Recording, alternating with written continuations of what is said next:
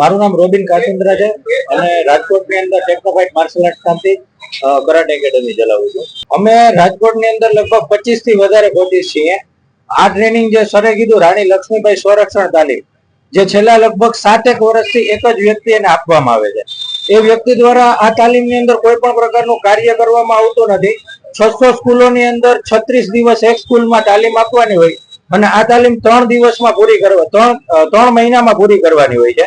તો આની અંદર પોસિબલ જ નથી કે એક 20 કે 25 કોચ મળીને તાલીમ આપી શકે. આમાં મિનિમમ 80 થી 90 કોચની જરૂર પડતી હોય છે.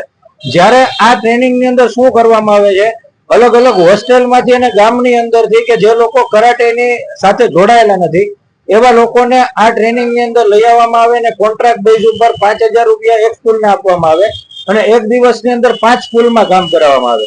એટલે એમને 20-25 હજાર રૂપિયા આપી અને એક સ્કૂલના 15-15 હજાર રૂપિયા જે છે એ પોતાના ખીચામાં નાખવાની જ વાત છે.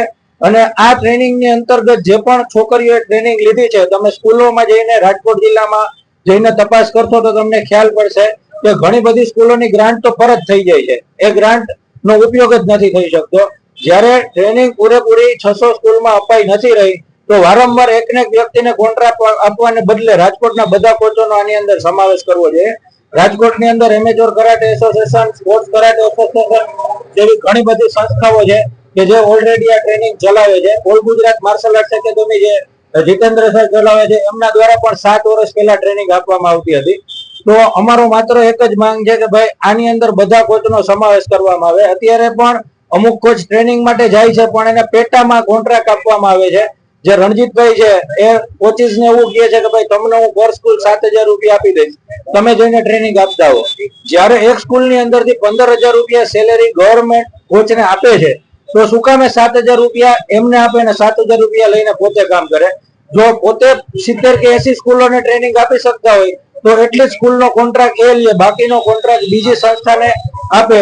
એવું કરવાને બદલે પોતે જ બધો કોન્ટ્રાક્ટ લઈ અને પેટામાં ચલાવી અને બધા પૈસા પોતાના ખીચામાં નાખવાની વાત કરવામાં આવે છે.